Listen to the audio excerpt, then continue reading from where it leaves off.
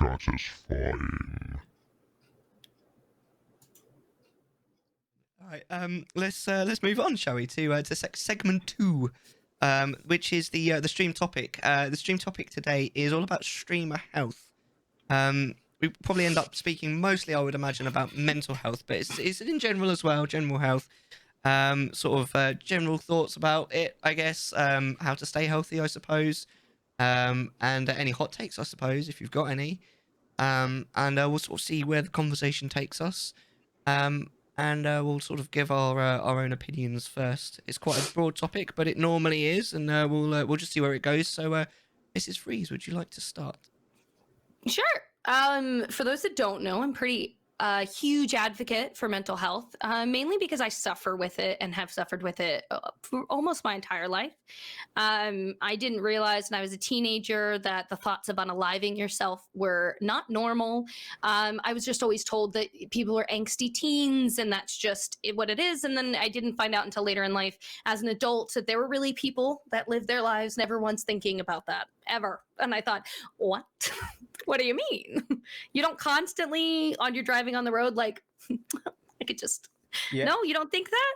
And that's it. That it really is something that people don't really talk about. And I think a lot of reasons that people are afraid to talk about their mental health is because they think or feel if they were to say something that someone would then look at them as less than, or your mental issue must be debilitating every day and they just start treating you differently. And that's not always the case. For myself in particular, just severe depression mixed with some anxiety and stuff. I'm a very, very, very social butterfly, but I actually hate being social. I do not like it. I would rather sit by myself, be in a room, but I can sell ice to an Eskimo. I'm really good at it, and I know I'm good at it, but that doesn't mean that I enjoy it. And I think one of the biggest things that I get told a lot is there's no way that you can be antisocial or what do they call it? An introvert with how extroverted you are. I'm just good at being extroverted when I need to be, and I choose when doors are closed to just kind of sit by myself and be by myself. But that was very hard for me for a long time because I did it so well, but I didn't understand why I didn't enjoy it, why I could be and talk to people so easily, but have very little care whatsoever. Or I would be like overwhelmed almost. Like I'd have a conversation, I would take all of their stress that they just dumped on me, and because they're venting, and I would have to like deal with that for days and kind of like taper off as if I was going through this traumatic event. So things like that would affect me. And it wasn't until I became a mother that I got on antidepressants and my life changed from there. It was like I suddenly realized that what normal thoughts and processes are and what's not normal. I went through really bad postpartum, and that kind of is what triggered me to go get medication. The first medication that I was on, I'm only mentioning the name because of how insane what happened. I was on Wellbutrin. It was one of the safest ones that you can do, and I loved it. I had it 10 plus years ago, and it was fantastic. And then I tapered off, and I was fine. And then I started to go through really bad depression again, and they had started me back on it. And somehow in the decade-long period that I was not on it, it takes 2 weeks to work into your system, and mine worked into my system, and then I started to go in anaphylactic reaction, and it takes another 2 weeks to a month to get out of your system. So it didn't affect me until it was fully integrated, and then my throat was constantly in a state of closing up, and my lungs I had like 20% usage in my lungs. At one point, my lips turned blue, so my husband rushed me to the hospital, and that's when they found out. So they had kept me put a shit ton of Benadryl, everything under the sun to get me back to normal. So there's one point where going in to do my medications, like trying to get my mind back to being okay, my body tries killing itself in doing so. But I didn't let that sway me from not doing it. I went back to my doctor and I was like, well, that didn't work. Let's switch medication, which we did. And it worked okay for the first year. And then I started to get really bad GI upset and vomiting, which are normal side effects that can happen. But it lasted for more than a year. And we just currently switched to a new medication, which is unfortunately doing the same thing. But to put on all of that, because that's a lot of information out in nothing. My mental health got so bad that in order to solve it, then started affecting my physical health. So for the last few months to really the last year, I've had a lot of moments and times where I start stream or I'm getting ready to start stream and I'm in the bathroom for 20 minutes throwing up. And when I'm done, I don't want to move and I'm exhausted and I don't have the energy. And it really, really sucks because there were certain people that I remember being very close to and telling them, I'm sorry, I'm just really sick to my stomach today. And at one point, someone was like, wow, you're always sick. Like as if I was lying about it. And I think that really like hurt because I felt like, do you think this is what I want to do? Do you think Mm. me and the toilet are best friends? Because we're not. I don't like that bitch. Every time I have to go see her, I'm like, it's me and you. Let's make this quick. But it's very hard. And to put it in perspective, it's messed with so much that I went to see a movie. We went and saw Jujutsu Kaisen Zero the other day, and the first 20 minutes of the movie, I was in there, I was watching it, and all of a sudden I got really sick, and I had to run to the bathroom, so I missed about 20 to 30 minutes of the movie. And this is a ticket that my husband went and bought. So it's really sad because I feel like if people can't see that you're suffering with something, it's hard to sympathize and empathize with the person. But I've just started to take it one day at a time. And now when people come in, I'm like, I'm feeling better today. Let's stream. And my doctor's aware of this. And for those that are suffering, this isn't necessarily normal. It is normal to go through side effects, but I think that my side effects are a lot more harsh in terms of what my body is handling and not handling, mainly because of what happened with the Wellbutrin. We just don't understand how it all went down and what happened. So, it's weird because you're going to hear that I will tell people left and right, oh my God, you need to try medication. You should try, even though it tried to kill me. I'm like, no, I'm like the 2%. It doesn't happen. Like it normally does great things. And I will say, even though I'm dealing with GI stuff and feeling lethargic and out of it and all of that, I don't want to unalive myself. So I would rather deal with the inconvenience physically than the mental toll that I was dealing with mentally. Because it had gotten to the point where every doorway, every car ride, it didn't matter what I did. I wasn't unhappy in my life. I wasn't unhappy with what I had. The perfect life. I have a husband, a child. Everyone's healthy. Everyone's happy. It's just chemically, my brain was like, yeah, but, and it's sad because I had no reason to be sad. And I think that that's a lot of people will find themselves doing that. There's no reason for them to be sad, so they feel guilty about being depressed, and that's normal. It's okay. So I'm sorry, that was a very long rant, but that's like, it's a lot.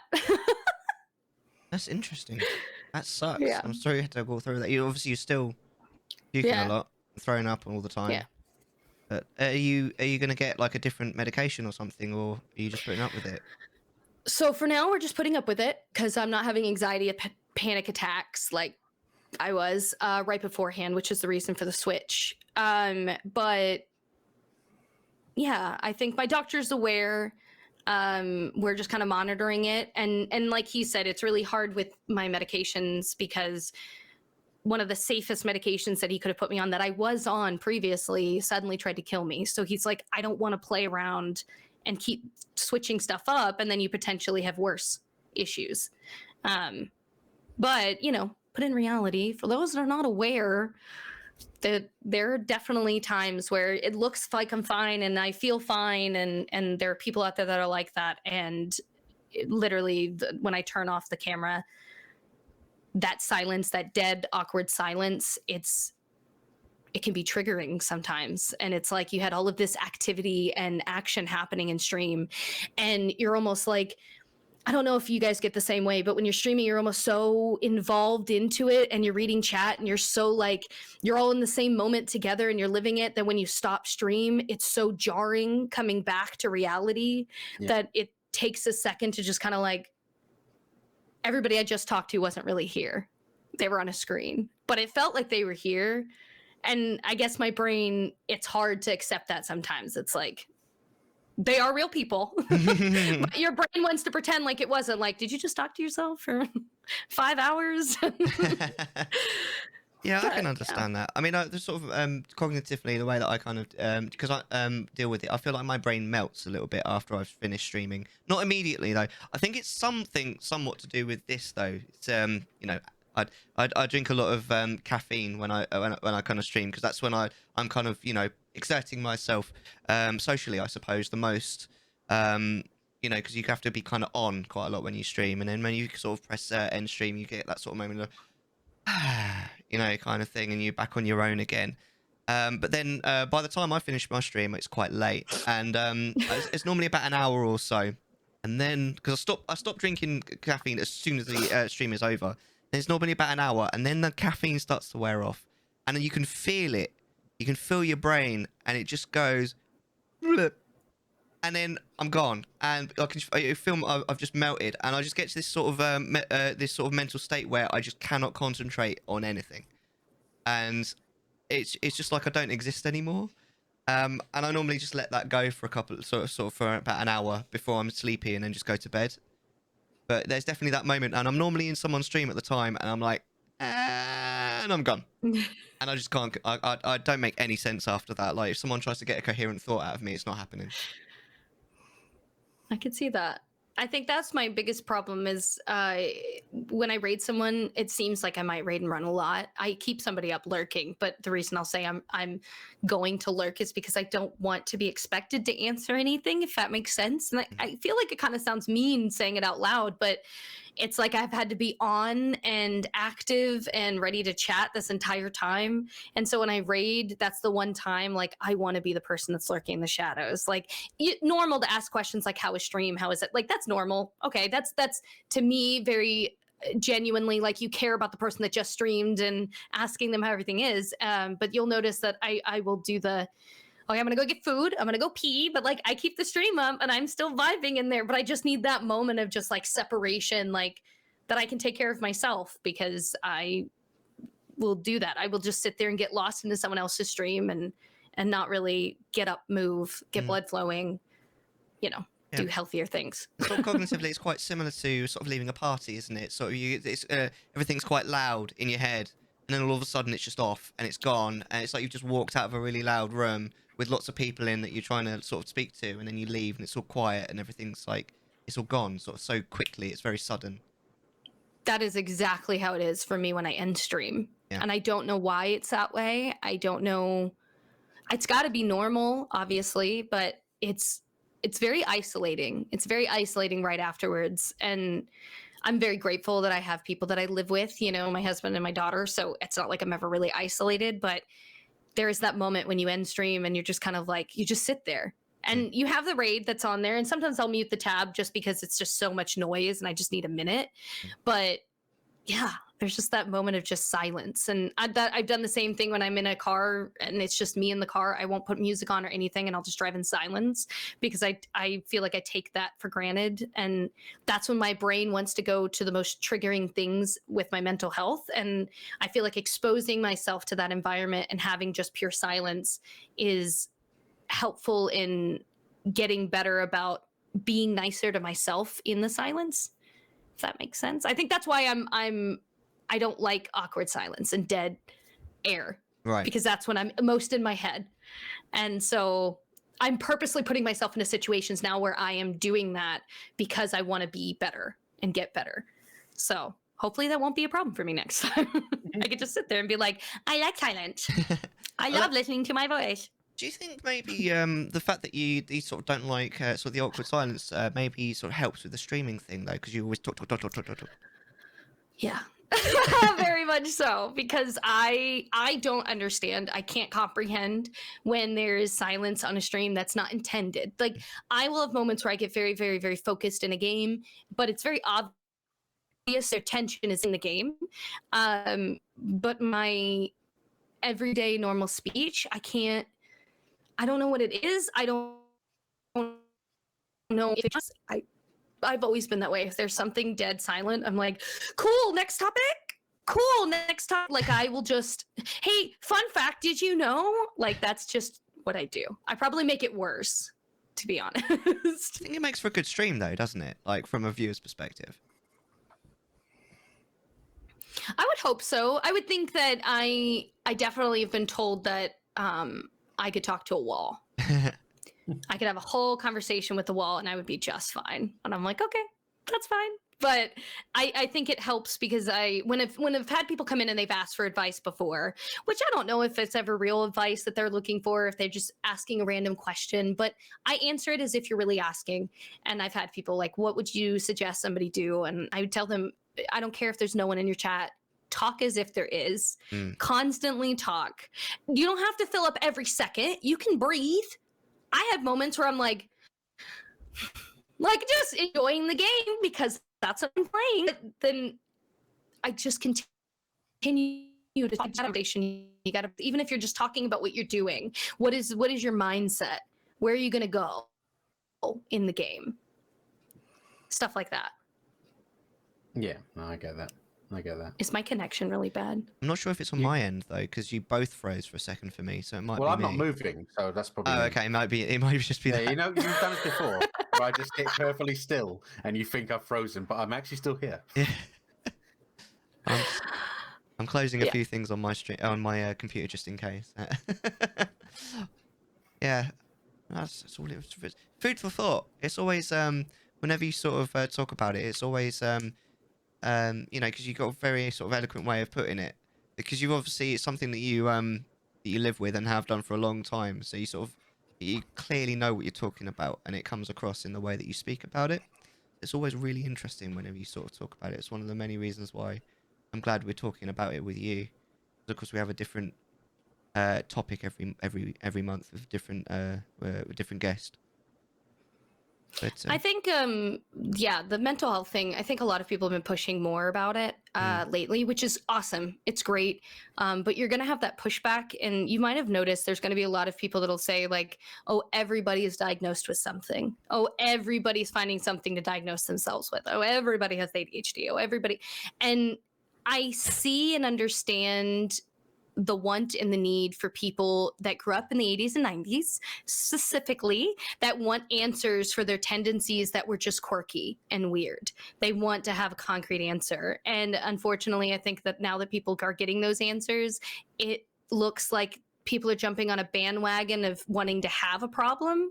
But I don't think that that's the issue anymore. I think that more people are just open with the issues they have, that it seems like, oh, everybody has one, but that should tell you how normal it is that there's a mental health problem. Like everybody has something they're suffering with. That doesn't take away from their problem or lessen their problem, but it should make you feel somewhat, I don't want to say included, but you shouldn't feel so isolated or alone because there's so many people suffering from it. And I really think that post-COVID, so many people had to sit back and evaluate who they were as a person because they didn't have the office environment and they didn't have their normal day-to-day activities to distract them. So that was the moment that people had time to sit in a room by themselves. And like I said, when you sit in silence, your brain speaks the loudest. And I think a lot of people discovered a few things they might have shoved to the side that then became more of a problem that they needed to solve. So it's interesting to see, like, publicly commercials and other things being so open about mental health checks. And it's a fresh breath of air, but I really think the reason that there was this as big of a push as there was is because of the timing that COVID had.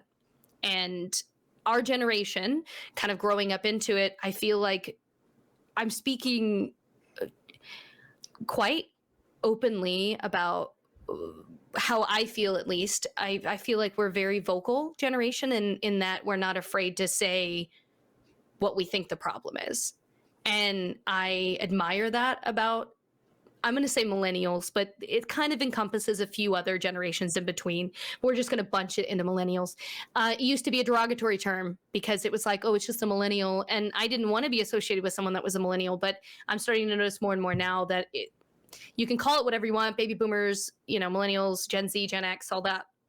But I do feel like we're now finally the people going into those positions that make those decisions. And we're just not staying quiet about it anymore because there isn't a reason to stay quiet about it. There's nothing taboo about mental health. There's nothing taboo about physical health. Like, it should just be normal conversation. Like, oh gosh, you're suffering with that. That really sucks. You know, like, you should know that somebody's suffering with something so that you do have that conscientious thought as you're talking to them, so that you don't treat them like shit today. They're going through something. Jesus Christ. You should treat people nice anyways, but at least if you're aware this person's having a more difficult time, you can placate the conversation and not be so blunt or crass or whatever, you know, because you're a nice fucking human being and you don't want to hurt someone's feelings. You know what I mean? Yeah. Yep. That was a lot of random things in one conversation, but that's how I feel. I feel like mental health it's come a very, very, very long way since the 90s, which is in good. particular. Yeah. Yeah. There was one thing that you said earlier that I just wanted to sort of elaborate on, because you said how you were the friend that everyone confided in. Did I? Yeah, well, you sort of alluded Sure. to it. I'd quite like to sort of, because this is quite interesting, isn't it? Because, like, I think if you're the friend that everyone confides in, everyone sort of rants to you, it rubs off on you, doesn't it? It affects Yeah. your mental health negatively, doesn't it? So it kind of Yeah. becomes a bit of an issue. Yeah, I've done that since I was a kid, so it's almost like I've conditioned myself to. It's easier for me to take on other people's problems than it is to deal with my own problem. Right. I know that's a problem in itself. I'm very much aware that this is an issue, but it's easier for me to look at someone else's problem and find a solution as unobjectively as possible and it work for them than when it's a problem for myself, because I can't be unobjective. I have feelings towards one way or the other, or a subject or another. And I don't know, there's an ease to it. But then there's also, like you said, there's that it might be easier to help someone else solve their problems, but then I take them on and I then become very weighed down. And it is very apparent, I feel, in chat or when I'm streaming, if I'm dealing with something, because I just don't hide things. I just will tell people how I feel. Yeah. So yeah, I could be coy about a lot of things in certain situations, but I choose not to be coy on my stream, because my stream is me. It's just me. Yeah. If that makes sense. It's not a persona. Yeah.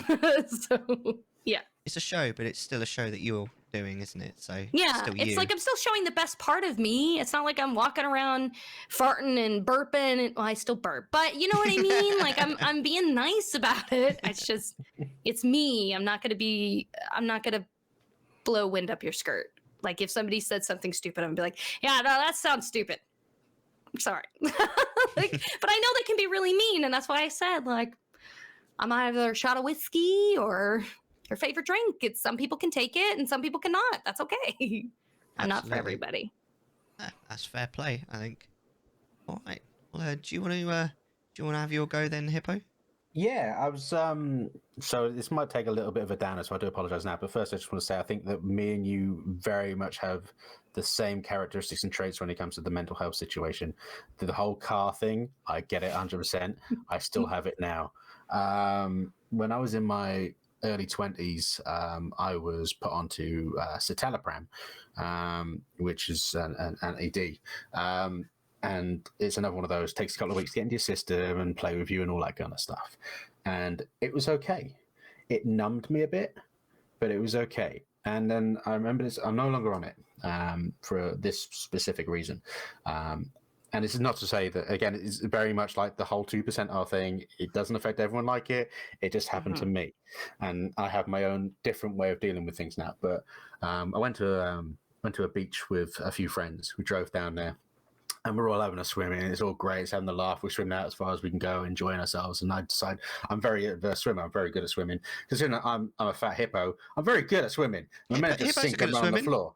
No, they don't swim. They run on the floor and then jump up and get air. I apologize. Yeah, know your facts, sunshine. I also like watermelons, and I only have 4 teeth. Anyway, so we're out swimming, and I decided I want to go have a dive down, because I like getting under the water, and it's really refreshing for me. So just bobbing at the top, and I'm swimming down and swimming down and swimming down, and I just get to the point in my mind clips goes, I'm just going to swim to the bottom, and if I don't come back, it's fine. And I did, and I swam as far down as I possibly could, and then we're going like meters and meters down. And my friends had to dive down and grab me by my feet as I'm swimming down. I'm going proper straight down and try and pull me back up, because I was just like, I clicked, I'm going to go down. It doesn't matter. If I unalive, that's fine. I got to the bottom now. That's fine for me. It's like some kind of weird, like ADHD kind of thing. Like I had to get down to the bottom. It was it. And it turns out that what happens is you just don't care. You don't care anymore. But it's fine. If I'm unalive, it's great. If I am, I'm okay. It's okay. Either way, it's all gravy. I find not being on it anymore, I care more about not unaliving, because I don't want to let down other people, regardless of my own issues. And I have a lot of issues. You can't look like me and sound like me and be like me without having issues. It's perfect. Also, very much a confidant for everyone as well. 100%. I'm what everyone comes to. I take it all in. I would more than happily rather deal with them than share my own now. Which is strange, because when I'm on stream, it's open book. But when it comes off, and it goes down to the whole like wind down situation of the stream, when it comes off, I turn it off and I'm in my head and I can't do the silence, so I put music on. Music and Spotify is my tool. If I get through really dark periods, Mellar, you know, I vanish on days on end. And I will literally just be music on, listen to, it could be ABBA or Slipknot, it could be whatever. I will listen to my randomness and enjoy the fact that I've got something going on in my head that keeps the voices away. Is essentially what it is. And it's not like, you know, hi, I'm Chucky or anything like that. It's just like, what if? And then, what ifs? What if I didn't do that? And what if I did do that? What would happen with this? And then I overthink. Unfortunately, without trying to sound terrible in this one, it's a higher IQ person kind of thing, because your brain's in a sense of where it just wants to keep clogging away and keep going, and which is probably why you really enjoy puzzles. Yeah, because you are focused, you have to things, your brain's doing things. That's the only thing that's on my mind when I do a puzzle is the puzzle. That's the one time that I have no other thoughts in my head. But you'll notice in the middle of conversation, I will forget what I'm talking about. In the middle of conversation, because I'm like, I wasn't there mentally. I call that magpie syndrome, where I'm very easily distracted, and I'm like, "Oh, shiny! Yeah, let's do it. I'm up for whatever. Let's talk about that. It's fine. Let's go on a tangent. When we were talking about cooking, no, we're on about that random dildo over there. No, it could be anything. You know, it's terrible. But so I took myself off the Satire Brand. It's my own choice. They offered me alternatives, and I decided that I'm going to try and do this myself. And I went through the whole, like, I tried meditation for a while and realized that really doesn't help when you have issues with your own voices in your head. Yeah, that's what I'm doing currently. Let me tell you, that's the struggle. Is I'm like, everybody relax, and my brain's like, did you see that TikTok last night? And I'm like, no, this is not the time. Chicken wing, hot dog, and I'm like, God damn it! Like, that's So my thing is music, or I'll.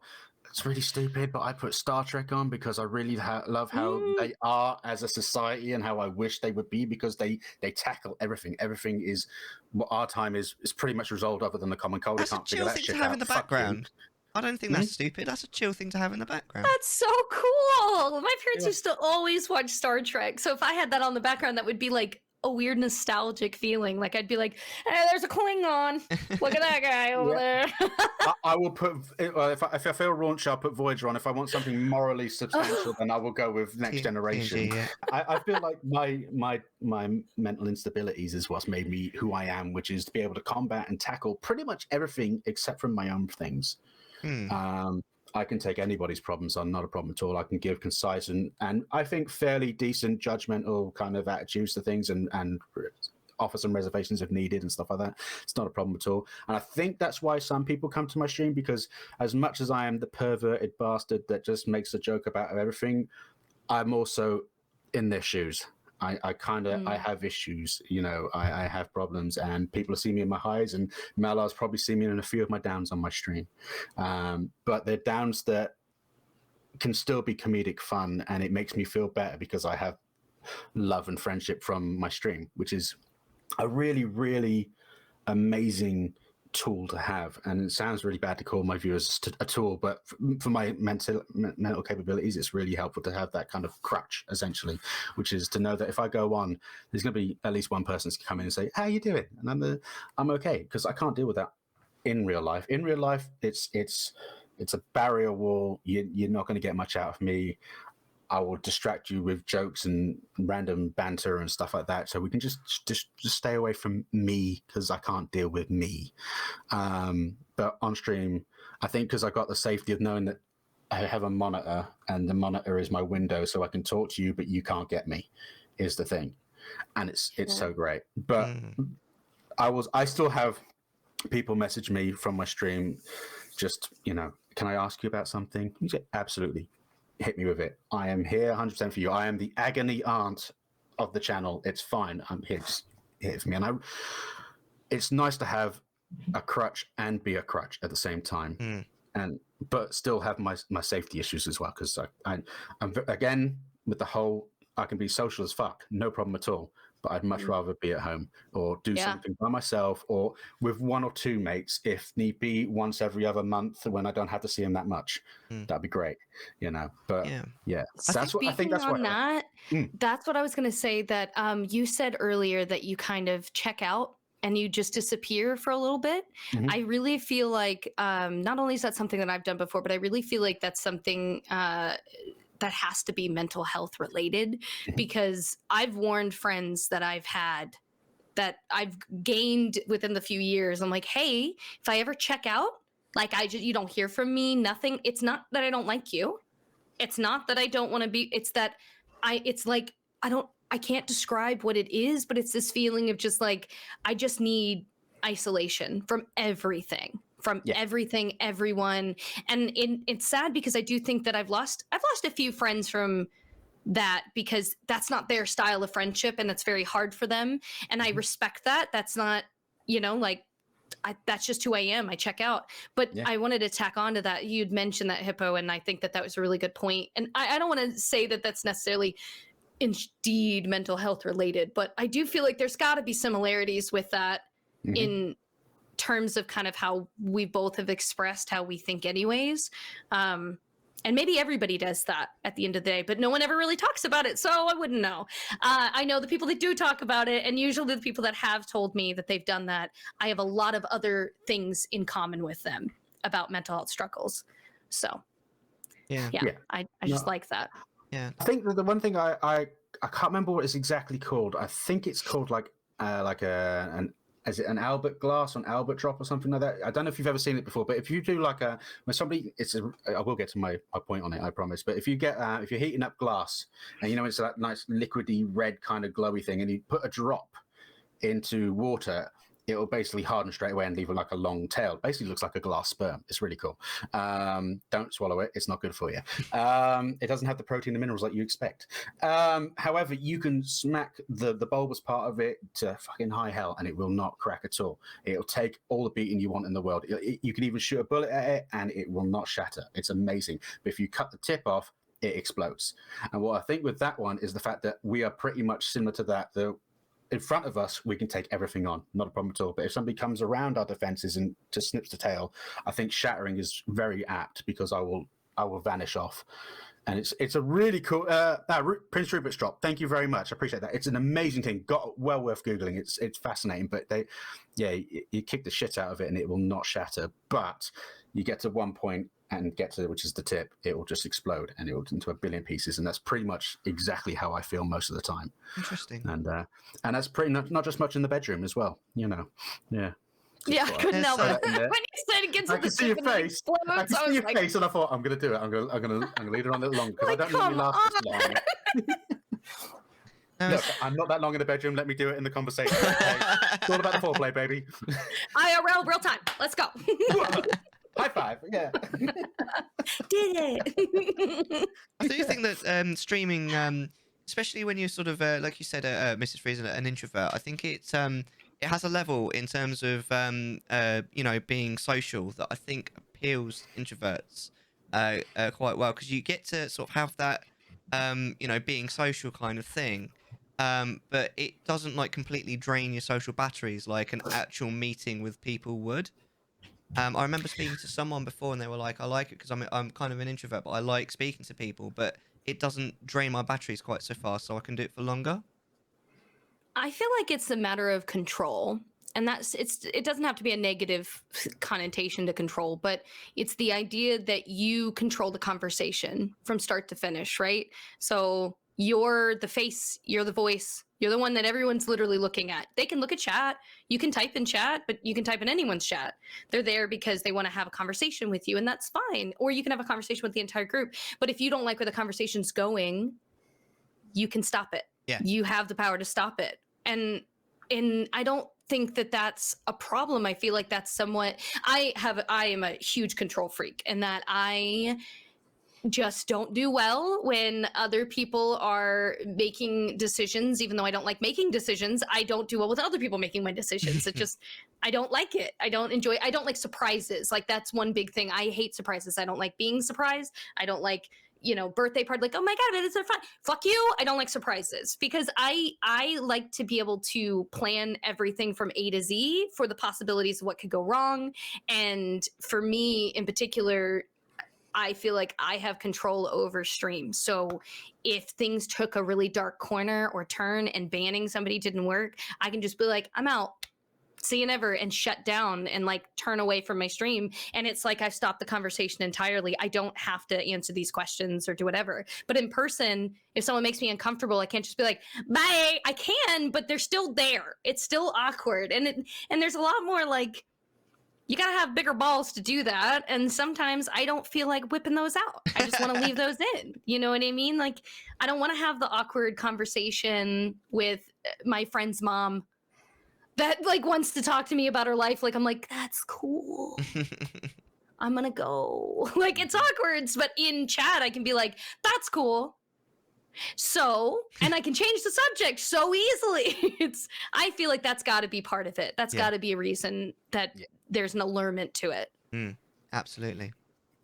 So, in terms of driving off from the mental health things, I'll go for the slightly more physical side of things now.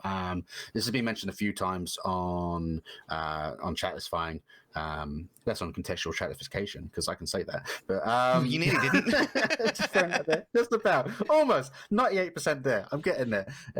But no, on Chattisfying I mentioned it a few times. So, in the early days of the COVID pandemic, I got it March a couple of years ago. Basically, I was sharing a house with my cousin. He needed a place, and my old man. So we kind of freewayed the house as such. So it was just a bigger place for us all to live in. He fell with it first. My father fell with it second. I fell with it last. Luckily, as an introverted person that I am, I pretty much can find myself into my room and nobody fucking comes in. But apparently the bugs do, and I caught it.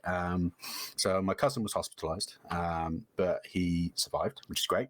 My dad basically just had a cold, which was really annoying. And I went from, I'm not feeling well today, guys, on chat, but I need to eat something, so I'm going to order something. And then they decided to donate money for a pizza. Then the pizza arrived. I ate half a slice and then kind of like, can't do this anymore. And then I was gone for about 10 days. And in that 10 days, I went from, I know you don't do stones and stuff like that, so I'm trying to do the best one. I basically lost 18 pounds in 10 days. Not 9 kilos. Great side effects, but really unhealthy. It's amazing. Yeah, so I basically went to 16 stone. Mellar is where I went from 17 and some change. And after that, I was very fatigued and I had no energy whatsoever, and I ached and I didn't feel right. Like I'd lost someone took a piece out of me of my jigsaw puzzle, essentially is what it felt like.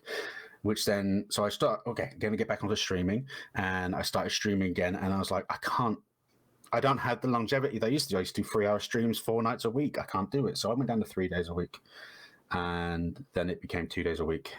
Then the 2 days a week became 2 hours on the 2 days. And then it became, I can't do this. I want to do this. I can't do it. I'm coming back from work, and I don't know if it's a work thing, because work's definitely gotten harder because I work in transportation. So logistics is a right pain in the ass to deal with when you have, in the UK side of things, we had a Brexit to deal with, we had a COVID pandemic, and then we had our foreign drivers going back to their countries because there's a pandemic and they don't know if they're going to survive and see their parents and families and all that kind of stuff, which is understandable. And so there's more pressure on my drivers that I have left remaining and stuff like that. And and it was very difficult. But also in that time, I was put on furlough. So if you don't know what furlough was, basically the government said, if you can't afford to keep your workers, send them home. We'll pay 80% of your bill. And I got paid 80% of my wages, which is great. And I did a total of 7 months on it, split though. So I did a 4-month stint to start off with, and it was great initially because I was like, fuck yes. And this is before I became ill. So I was put on furlough week before my cousin fell ill, and I fell ill about 2.5 weeks after he basically recovered, essentially. So about a month. So I'm playing games like a motherfucker. I am streaming like a bitch. It's like, let's do 10-hour streams. Let's do it. I feel like a real streamer. This is amazing. I'm a real boy. And I was really enjoying it, and it was great. And then I fell ill, and I came out of it, and I was like, I can't do this, can't do that. So I'm just lying there, my Star Trek song, my music on, all that kind of stuff. Whatever I can do to survive is bloody marvelous. And then I started becoming nocturnal because most of my friends are predominantly American. I play World of Warcraft on American servers. So now I'm able to raid with them. They start at 10 p.m. at night. That's 3 a.m. for me. Yeah, let's do this. I'm going to raid till 5 a.m. with them. And then I was pretty much completely nocturnal. And then work went, oh, by the way, you're coming in tomorrow. So, okay, this is great. Sure, I'm going to have notice on this, but never mind. So I come back into work, and I'm back in. They brought me in for a month, and they're like, no, we don't need you anymore. Go back on furlough. So I'm back on furlough, and I'm like, what am I doing? And I was on furlough for another like 2 months at that point. And I'm like, I don't know. And the second time I thought, I'm going to be constructive. I'm going to make YouTube videos, because I really enjoy YouTube videos in terms of when I'm alone and by myself, I can just focus on my creativity. Because I like playing Minecraft. I like doing World of Warcraft. When I do World of Warcraft videos, I do lore or trivia, random things that, not the big stuff that everybody sees. It's the little shit that people don't really know about and might think, oh, that's kind of interesting. Like the history of centaurs. Where do centaurs come from? Well, they're here. Basically, this big rock dude and this big rock person and this fucking horse decided to go boom, and there we go, made centaurs, baby. Yeah. That's cool. Yeah. So I look into the little random things, like that random dude over there that you pass every day. Do you know who he is? Well, this is what he's about and stuff like that. And that's what but I can't do that on stream because... But most people aren't really interested in World of Warcraft when I play the stream, but it's something I enjoy. And it's difficult to kind of just go for it. I like to research these things, and it brings me joy to figure these things out and go, okay, I've got an answer to who this fucker was. Now I'm going to make it into a video. And that helps my creativity. When I do Minecraft, I've done a couple of Minecraft mini-series where I basically just started my own thing, and it's nice to be able to plan it out. And then what I would do on the stream side is chat with people while I'm gathering the resources and stuff like that, which ultimately is kind of boring for them to watch. But luckily, I'm shit at games, so they come to talk to me anyway. So it's a win. But I went on the second time, and I'm thinking, I'm going to do this. And then I couldn't bring myself to do it. And I couldn't bring myself to stream. And I was gone for about 4 or 5 months now, probably for a while. Something like that, yeah. And I just can't do it. I can't do it. And I'm sitting at my desk, and I turn the computer on. The light is on. The camera's ready. It's really hot. I'm sweating. Literally right now, I'm sweating because the camera light is on me. And before, I was fine with it. I could cope with it. Not a problem at all.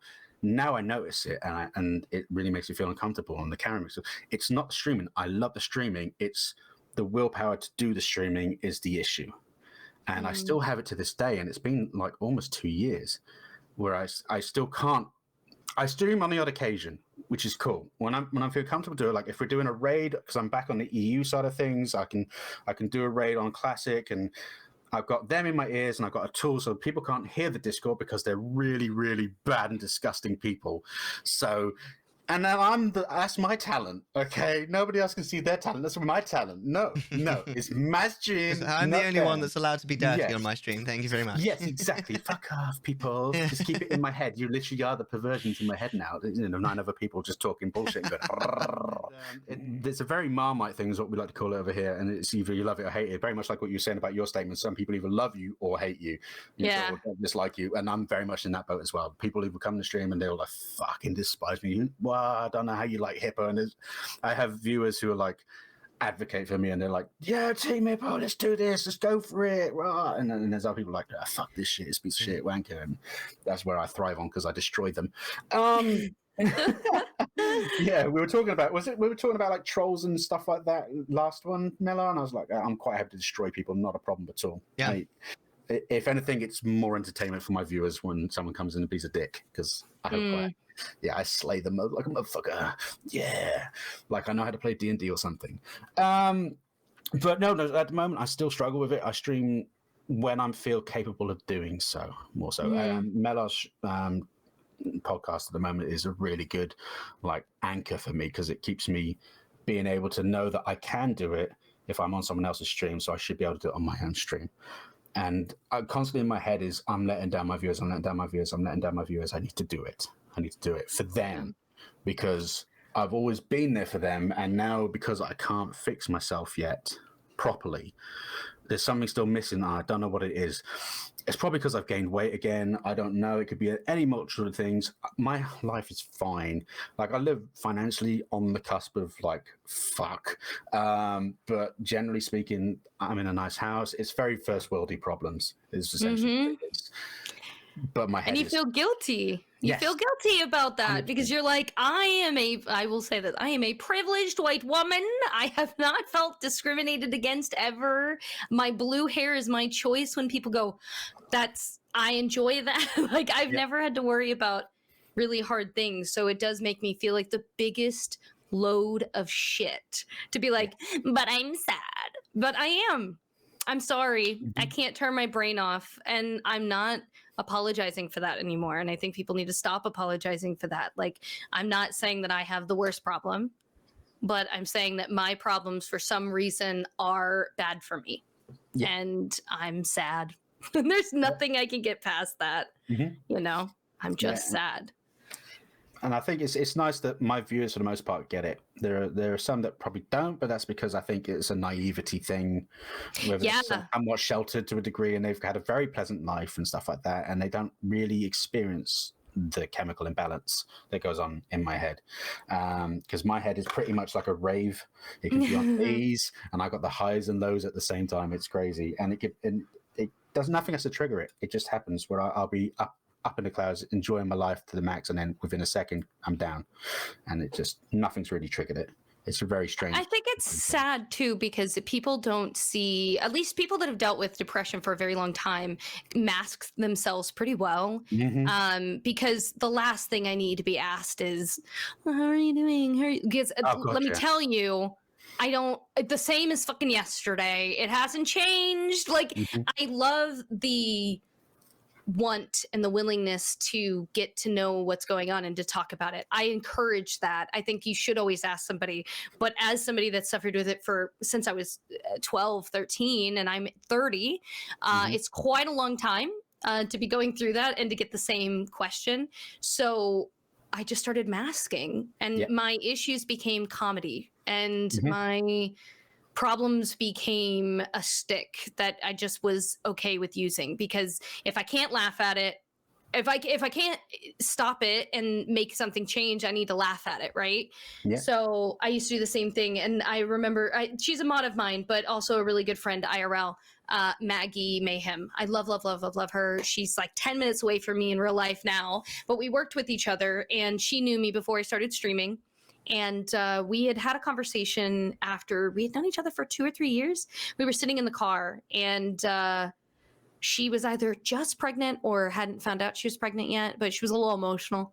That's just to start that conversation off. She was a little emotional. And so we were talking about something, and I said, well, you know, like when you're a teenager and you just want to unalive yourself. And she just stopped and looked at me, and she was like, "Excuse me?" And I was like, "Yeah, you know what I'm talking about?" And she's like, "No, I've never thought about that." And she was almost like devastated that ever crossed my mind. And I had told her about incidences where I had made an attempt and it had failed. Obviously, I'm still here. But she just sat there in the car and cried and said to me, "If you had succeeded, I never would have met you." Because I was living in Texas at the time, never would have met her. She's like, "You don't understand how much of an impact you've made on me as a friend." And she had no idea any of this, it was happening inside of me, that I had been dealing with it. And she had told me, I've never in my life just thought of any of that. And it wasn't until after she had her son that she came to me, and she started going through postpartum. And she said, I can see what you're talking about now. She, for her entire life, going through puberty, none of that ever had to experience feeling that dark. So it was unfathomable. She just could not understand when I had this conversation. It was like devastating to her because she's thinking, oh my God, I could have lost this friend.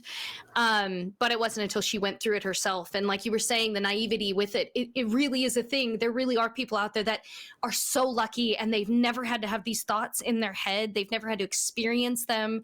And it is truly ignorance is bliss. And I choose not to get mad at people that don't truly know.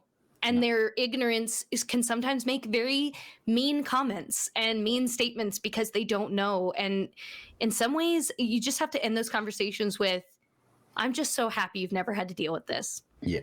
That's awesome. I wish that I was like you, because they don't know any better, you know, like they're just like, how could you be that sad? I don't understand. There's an instinct, a part of people that makes you want to live. Like there's an instinctual genetic side of you when you're drowning to get out of the water, to stop drowning. It takes an effort to stop yourself from not trying to get out of the water, right? And that's the difference between someone that's mentally checked out and somebody that hasn't had to deal with that. Their instinct is to keep living because that's what humans do. And it's the opposite for when you're going through, for some people, when you're going through mental health. Yeah. No, I completely get that. Yeah. Mels, your turn, babe.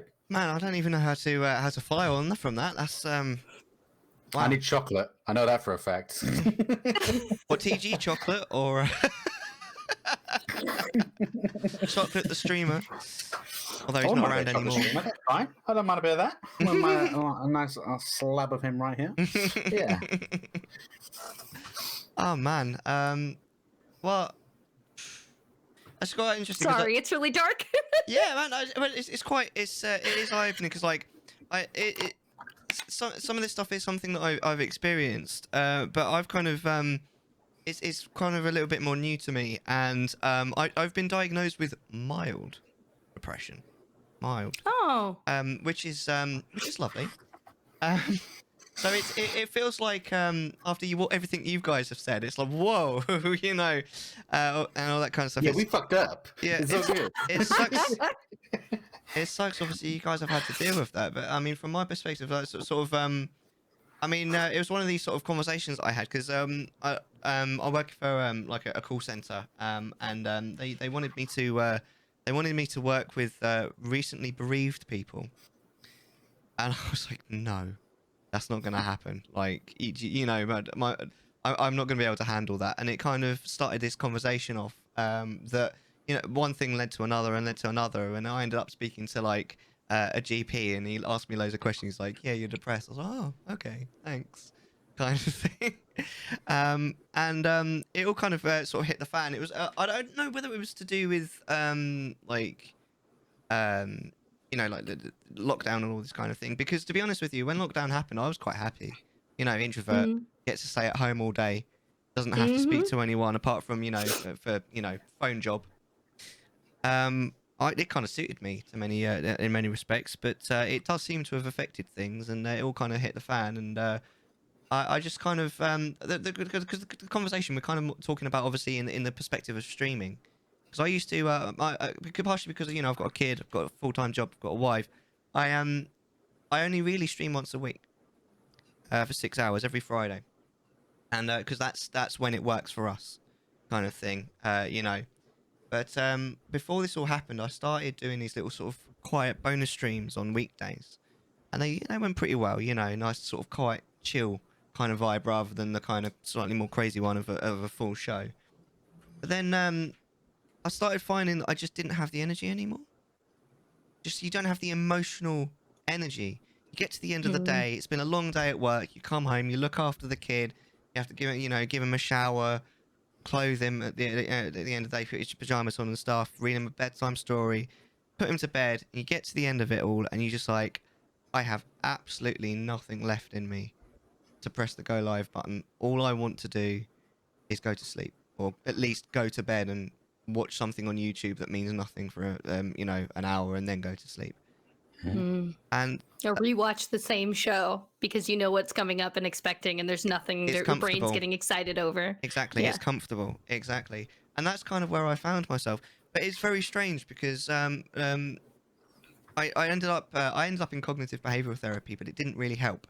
I think the reason why it didn't help was because I think it's more aimed at people that have slightly more acute depression than I do, and quite a lot of the cognitive behavioral therapy that I did was all like, you know, sort of get yourself back to doing things that you've stopped doing. And I'm like, well, apart from streaming, like bonus streams, I've not stopped doing anything. I still do the things that I've always done because I've you know, I've got responsibilities. I just don't feel good about it anymore. You know, a lot of the fun is that kind of thing. You know, when you're depressed, where you do fun things, but you don't feel good that you know feel like it's been fun after you finished, all this kind of thing. So it's just it's one of those things. I think that streaming can negatively affect your mental health as well. It depends on how you go about it, and I think I said on a previous stream, I think that like burnout is something that is a bit of a rite of passage for people. I think everyone goes through it, and I think you need to go through it. Yeah. You can't really say that you've gone through the ups and downs of streaming until you've gone through that weird burnout where you're deciding what to do, if you're going to go back or turn it off forever, right? Like, I feel like every streamer's been like, F it, I'm just never streaming again. Like, right. Yeah. like, F it, I'm done. Like, yeah. But also, we sort of were talking earlier about because I find that in terms of like, you know, the short-term mental health, like how you feel in the moment. I think for me, like because especially because I only really I don't only do once a week as like a long 6-hour show. I do get excited for it, but the sort of hour or two just before the show, and then the hour or two just after the show, Yeah. those are the worst parts in terms of mental health. Because before the show, quite often I feel kind of anxiety a little bit. I lose my appetite. So quite often before God, I a wish show, I had that occasions. Losing appetite would be bloody marvelous. Oh. Again, just to see my penis once more before I die would be bloody marvelous. It's not great because I probably overeat afterwards. But I definitely like quite often, not every time, but I quite often lose my appetite before a stream. I think that's probably anxiety, and that's one of the reasons why I'm always hungry when I stream, because it's a 6-hour show, which is quite a long time to go without food anyway, and I haven't eaten very well beforehand. And then afterwards, I quite often get that slump after, you know, because during the stream, I mean, I hope my viewers feel the same way. But during the stream, it's easily the best time of the week. I'm having a whale of a time. You know, like I say, it's a party. You know, it's like being at a party. And when you're at the party, it's always great, isn't it? It's the moment after the party, and then you finish, and that's when the things like the self-doubt creep in. You're like, was that a good stream? Was everyone really having a good time? Could Were they just being someone polite? tell that I was annoyed right here? That's my favorite, is thinking back to when I read a conversation in chat and I might have responded one way, but I thought of it another way. And I'm like, oh my God, did I come across like a bitch when I said that? Right. Yeah. You're sitting there like, oh, did I say something wrong? Am I going to get cancelled? That kind of stuff. Yeah. And especially on sort of streams where maybe I mean you do try not to worry about the numbers, absolutely, like because you know, I don't stream for growth or anything other than fun. It is fun, but you do sometimes like you sort of sitting there and you're like, oh, nobody followed me that stream. What, you know, was I maybe I was doing something wrong? Was I being an asshole? That kind of thing. And that's when it really hits you. So it is a bit of a roller coaster, isn't it? The whole streaming thing, it can be, and I don't know. I think a lot of streamers deal with it, and I think a lot of people kind of don't necessarily realize that it's such a universal thing. So many It people really deal is. with it. And when we say things, I say we collectively, when people say don't focus on numbers, that is not taking away from the fact that I still have that thought in my head. It still bothers me. I'm not saying it's not bothering me. My thing is I'm not going to let it, but like I am making the choice that I don't want it to bother me. So I have to constantly fight my brain like streamers have. Like I saw someone the other day that easily, when I first started following her, she had 500 something people just sitting in her chat watching her do whatever she was doing. She went on a whole hiatus, and after she got back, her numbers are down to 20 or 30 people. And one of the things she said was, it's so hard to continue pressing the go live button because of the numbers. And I'm not denying that I don't look at my numbers eventually, because I do. That would be stupid business wise not to look at my numbers. There's a reason they're there. But I think when people hear don't focus on the numbers, that they think that people are inferring like pretend they're not there. And that's not the case. I think people need to understand, especially if they start out streaming, the numbers are there as a guide to tell you if what you're playing is enjoyable, or, you know, the content that you were talking about today, was it a really fun conversation, like stuff like that. But then you can't focus just on that, because like you said, there are people that have lives outside of Twitch. And the fact that they're choosing their time to come spend, that is a cost of their time that they're choosing to come to my channel. I can't be upset that 20 people decided to come today and only 2 people came the next day. I'm sorry, they have doctor's appointments and work and other, like they're real people. They're not a number. So it's hard to remember that or keep that in your forethought while you're looking at your numbers for growth within your own content, but, you know, to keep things entertaining at the same time. Yes, exactly. Absolutely. So, yeah, at the moment, I kind of feel like I'm a little bit in between of everything, to be honest with you. Because obviously I've cut a lot of things back. I used to do all these sort of bits and pieces. I used to have like movie nights and stuff, and I cut it all back, and cause I just didn't find that I had the energy at the end of the day. And it's hard to say when that's going to come back. But I myself, I'm like, I feel like I'm a little bit reactive. I'll ride a wave. And I'm having a loft conversion done. I'm having a new studio. I'm like, right, when the new studio comes in, hopefully I'll be, I should be excited about it, right? So well, at least from the male perspective, it's shiny new toys. Yeah, I'm gonna have a man cave. Yeah. Right. So I'll ride the wave of excitement. I'll see where it takes me. Maybe I'll be able to stream more, and we'll just see if I'm able to keep it up or not, and that kind of thing. But there's a pill for that now. You know that, don't you? Thanks. I heard in the UK it's over the counter now. Is it really? It is. How interesting. Yeah.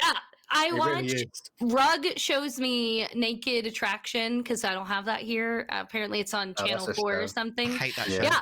First off, love that show. Random, love that show. Different bodies going PPs everywhere. It's fantastic. Don't know how this is on regular TV, but I wish I lived in the UK, right? Every commercial is erectile dysfunction. Every commercial. And I finally just went, Rug, do you guys have a problem that we need to talk about? And he said, no, it's just that it became over the counter, so they're advertising it everywhere. I was like, it just seems like there's a problem. It's like every commercial is like, do you feel distant? Hard time keeping it up. I'm like, what? What? But yeah. I'm proud to say that I've never heard one of these adverts. I don't think. So. That's just so crazy. It's fine. I get them a lot on my Facebook. Really good. Some of them you're watching it and you're like, what is happening? Why is there a dog and butterflies? And all of a sudden they go erectile dysfunction, and I'm like, what? When were we talking about penises? What?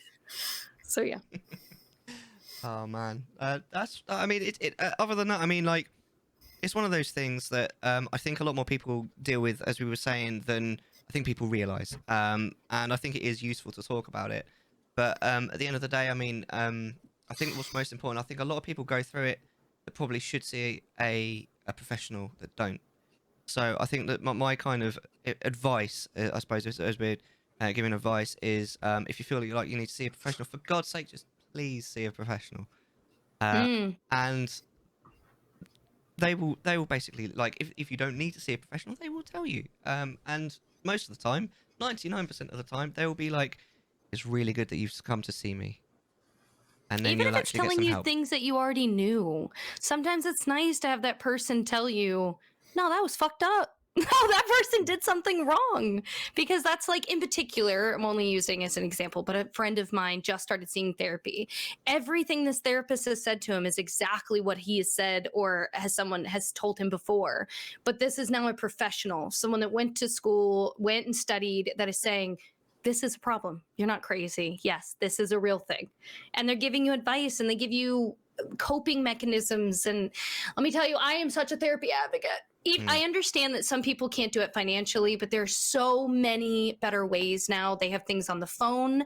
They have texting so that you don't have to physically talk to anybody. You have ways that you can chat through an IM. There are so many different avenues, so many different ways to pay in terms of how to get coverage. And there's just things where, you know, a helpline, like I'm having a panic attack right now and I need someone to be able to call. There's so many programs now that have probably been around for a long time, but I encourage, if you are having a problem, if you are questioning whether or not your thoughts are sane or normal, going and having a consultation with a therapist is chef's kiss. Just Amen. do it. It works. Amen to that. Yep. I think that's probably my 2 cents on the subject. If we've got anything more before we move on. No, I'm good, man. I'm good. No, I feel like that horse has been beaten to glue. This saved me at least 50 quid for therapy, so it's all good. Yeah. I think that's why I have a lot of people come to talk to me. They're like, free therapy session. I'm like, yay. Well, we're somewhat lucky in the UK in that we don't have to pay for NHS stuff, but it can be difficult to get. But it's still worth asking the question. Yeah, my friend that lives in the UK is the one I'm talking about. He said he was on a list for 9 months waiting, but he found a phone service that allows him to talk to a therapist, and they assign one to you.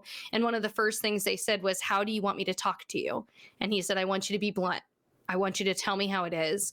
And they ask that because there are people that they need someone to comfort them, and then there are people that need someone to slap them out of whatever reality they're having into what reality is. And I think that's really, really helpful, because I tell people, shop around for therapists. You're always going to have a few that you don't really mesh with, and there's nothing wrong. Their therapist is not going to be offended. There's nothing wrong with saying your style just doesn't work with mine.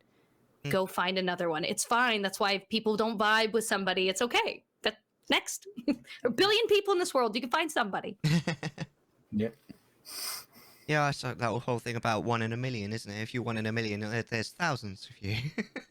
Yeah. There's 7 billion 1 in a people million in the isn't world. all that great. Yeah, exactly. That makes you sound really sad when someone goes, someone told me I was 1 in a million. Yeah. Did they? That's cute. I should probably just mention, because you've got to practice what you preach, really, haven't you? And obviously, we're advocating therapy. I did say that cognitive behavioural therapy didn't work for me. It works for a lot of people. It just didn't work for me. So don't let that turn you off it. But also, it is worth noting that I am looking at more conventional therapy. I just haven't started it yet. So that is in the pipeline. It is going to happen. It's not that I've just stopped because it didn't work for me. So I just thought I'd mention that. I am practicing what I preach, I promise. It's hard, though, because you can have everything right advice-wise, but it's still really hard to follow it. It's like, I'm very much aware of how I can look like an amazing 10-star rated model, but I love pizza. So really, it's like, I know I have all of the right ingredients to do what I need to do, but I don't like it. So I get it. But I think that that's really wise to still state. It's just like with any medications that I mentioned or has been mentioned, whatever, in this podcast, has nothing to do with the medication itself. Every medication has side effects or potential worries, but they also have the reason that they were made is because they do amazing things, and we don't have to suffer and just deal with the problems that our bodies have created. You can get help for them and solve them. So yeah. Excellent. And Mel's, I ain't far from you, baby. So if you ever want to be my loving little spoon, I'm happy to maul the shit out of you. Okay. The same goes the other way around, don't forget. I would happily be the little spoon, but bear in mind, we have met. It's physically not able, but you are more than welcome to wrap around my back. It's fine. Like a koala, right? Yeah, baby. Latch on. Chattisfying.